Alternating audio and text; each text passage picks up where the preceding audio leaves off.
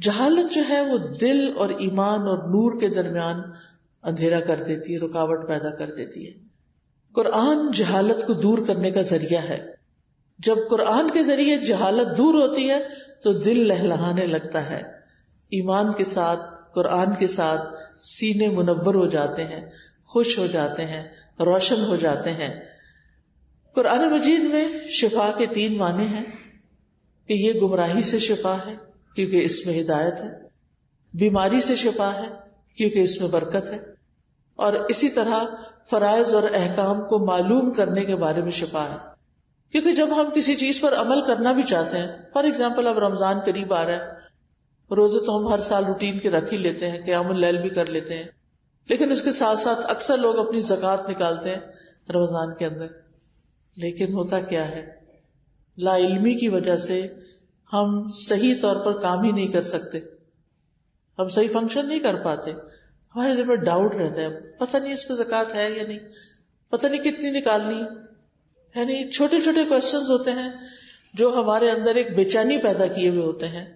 لیکن اگر ہم قرآن پڑھیں اور قرآن کو سمجھیں تو ان میں سے بہت سے سوالوں کے جواب مل جاتے ہیں.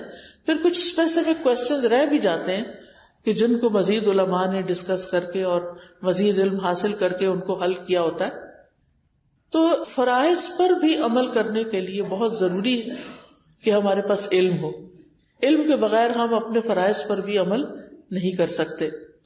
پھر اسی طرح آپ دیکھیں جہالت کے علاوہ شک، تکبر، حسد، نفاق، بغض، ہم و غم اور خواہشات کی بھرمار، ان ساری بیماریوں کے لیے قرآن شفا ہے.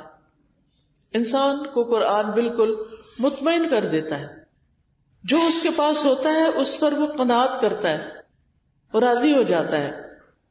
آپ دیکھیے کہ اگر ہمارے دل میں کوئی شک ہی آ گیا دین کے بارے میں، اللہ کی ذات کے بارے میں، نبی صلی اللہ علیہ وسلم کے بارے میں، تو اس شک سے پھر آپ دیکھیں کہ انسان اچھا بھلا سب کچھ کرتا ہوا سب چھوڑ کے بیٹھ جاتا ہے کیونکہ دل میں شک آ گیا. قرآن شک کو یقین میں بدلتا ہے. اس لیے اس شک کو یقین میں بدلنے کے لیے ضروری ہے کہ ہم ڈیلی بیسس پر کچھ نہ کچھ حصہ اس کا ضرور اپنے علم میں لائیں، اس کو سمجھیں تاکہ ہمارے شکوک و شبہات دور ہوں. پھر اسی طرح شک کے علاوہ تکبر، انسان کو قرآن اس کی حقیقت بتاتا ہے کہ تم کہاں سے پیدا ہوئے، تم کیا چیز ہو، لہذا انسان کے اندر سے تکبر بھی نکل جاتا ہے. پھر حسد، قرآن میں حسد کے بارے میں حابیل قابیل کا قصہ بیان کیا گیا اور پھر حسد کرنے کا انجام بتایا گیا. تو انسان توبہ کرتا ہے کہ میں کسی سے حسد کر کے اپنے اعمال کو ضائع کروں. پھر اسی طرح ابلیس کا قصہ بتایا گیا کہ جس کو آدم علیہ السلام سے حسد ہوا اور اس نے اپنا مستقبل خراب کر دیا اور ایگو کا شکار ہو گیا. تو یہ قرآن ہی ہے جو ان تمام بیماریوں اور ان تمام پریشانیوں کا علاج ہے. اور ابن قیم تو کہتے ہیں کہ چاہے دل کی بیماری ہو چاہے کوئی جسمانی بیماری ہو، کوئی بیماری ایسی نہیں جس کا علاج قرآن سے ممکن نہ ہو. وہ تو پورے یقین کے ساتھ کہتے ہیں کیونکہ اللہ تعالیٰ نے فرما دیا ہے کہ یہ شفا ہے، تو یہ شفا ہے اور اس سے شفا حاصل کرنی چاہیے. پھر اسی طرح یہ ہے کہ وہ یہ بھی کہتے ہیں کہ قرآن کے ہر حرف میں شفا ہے. یعنی آپ کہیں سے بھی پڑھنا شروع کر دیں اور کسی بھی قسم کی بیماری رب کے کلام کا مقابلہ نہیں کر سکتی، اس کے آگے نہیں ٹھہر سکتی. اور کیونکہ یہ وہ کلام ہے کہ اگر پہاڑ پر بھی اتار دیا جاتا تو پہاڑ ٹکڑے ٹکڑے ہو جاتا، تو باقی بیماریاں اس کے آگے کیسے ٹھہر سکتی. ہمارے اندر کے دل کے پتھر اور باقی جسم کی پتھریاں کہاں رک سکتی ہیں اگر ہم اس کو واقعی پڑھیں اور پورے شوق کے ساتھ اور پوری محنت کے ساتھ اس کو پڑھنے والے ہوں. اور اس کے لیے یقین کا ہونا بھی بہت ضروری ہے. ہم جیسے سوچتے ہیں ہماری باڈی ویسے ہی فنکشن کرتی ہے.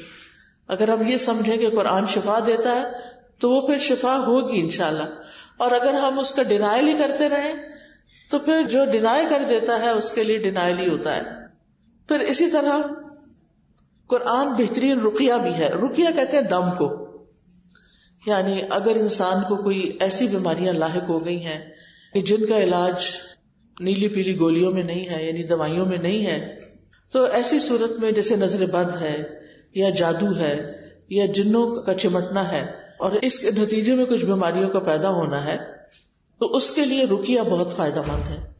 رقیہ جو ہے آیات شفا یا رقیہ ایک ہی چیز ہے.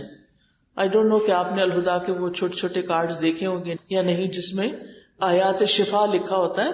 اگر کسی بیمار کے پاس ان کو پڑھا جائے یا بیمار خود اپنے لیے پڑھے تو وہ بہت فائدے کی چیز ہے.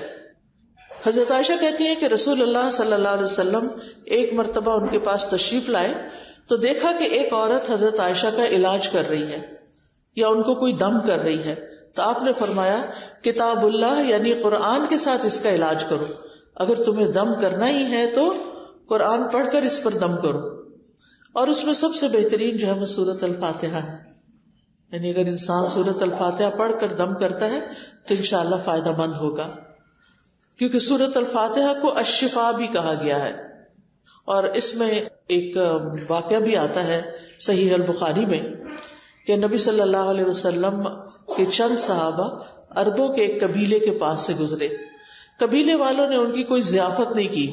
اس زمانے میں ہوٹل ریسٹورینٹس نہیں ہوتے تھے. مسافروں کے لیے راہ چلتے جن لوگ کے گھر ہوتے تھے وہی ان کو ٹھہراتے تھے، کھلاتے پلاتے تھے. تو اب یہ کہ وہ ایک قبیلے کے پاس سے گزرے، قبیلے والوں نے ان کی کوئی ضیافت نہیں کی، ان کی کوئی مہمانی نہیں کی. کچھ دیر بعد قبیلے کے سردار کو بچھو نے کاٹ لیا. اب قبیلے والوں نے ان صحابہ سے کہا کیا آپ لوگوں کے پاس کوئی دوا یا کوئی دم کرنے والا ہے؟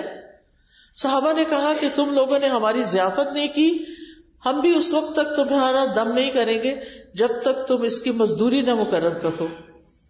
چنانچہ انہوں نے چند بکریاں دینا منظور کر لی.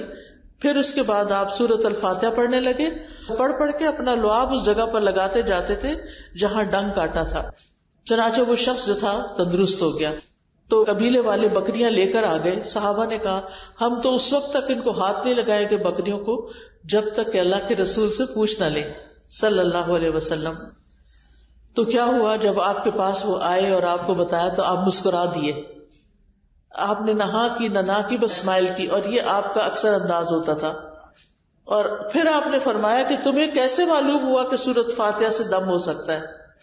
ان بکریوں کو لے لو اور ان میں میرا حصہ بھی لگاؤ. یعنی ازراہ تفنن آپ نے کہا تاکہ ان کے دلوں میں اس کی کوئی برائی نہ رہے. اسی طرح سورۃ البقرہ میں شفا ہے. رسول اللہ صلی اللہ علیہ وسلم نے فرمایا سورۃ البقرہ پڑھا کرو کیونکہ اس کا پڑھنا باعث برکت ہے، اس کا چھوڑنا باعث حسرت ہے، اور جادوگر اس کو حاصل کرنے کی طاقت نہیں رکھتے. یعنی اس پر غالب نہیں آ سکتے، اس کا کچھ نہیں بگاڑ سکتے. لہذا انسان کے لیے ضروری ہے کہ وہ دن میں کچھ نہ کچھ حصہ سورۃ البقرہ کا پڑھ لیا کرے، چاہے پہلی 5 آیتیں کیوں نہ ہو. یعنی صبح قرآن مجید کھولا، سورۃ البقرہ پڑھی اور بند کر دیا. پورا نہیں پڑھ سکے، بچوں کو اسکول بھیجنا ہوتا ہے اور کئی کام ہوتے ہیں، تو پھر اس موقع پر زیادہ ٹائم دیا نہیں جا سکتا. ہاں جب آپ گھر کے کام کاج سے فارغ ہو جائیں تو فارغ وقت میں پھر بیٹھ کر ضرور سورۃ البقرہ پڑھیں. پھر یہ ہے کہ جو قرآن سے شفا حاصل نہیں کرتا وہ ہمیشہ بیمار ہی رہتا ہے. یعنی وہ ایک بیماری کسی دوسری بیماری میں منتقل ہو جاتی ہے، دوسری تیسری میں منتقل ہو جاتی ہے. اور پھر یہ ہے کہ قرآن سے شفا حاصل نہ کرنا دراصل اس کو چھوڑ ہی دینا ہے. تیسری چیز جو یہاں بتائی گئی وہ یہ کہ یہ کتاب ہدایت کی کتاب ہے. ہدایت ہم سب کی ضرورت ہے، اسی لیے ہم ہر نماز کے اندر اہدنا الصراط المستقیم پڑھتے ہیں کہ اے اللہ تو ہمیں سیدھے رستے کی ہدایت دے، اس رستے پہ ہم چلیں، ہم منزل تک پہنچیں اور پھر ہم اس پر استقامت بھی اختیار کریں، اس رستے کو چھوڑ نہ دیں. تو یہ کتاب جو ہے یہ ہدایت کا باعث ہے، اور اللہ تعالیٰ نے اس کو نازل بھی اسی لیے کیا.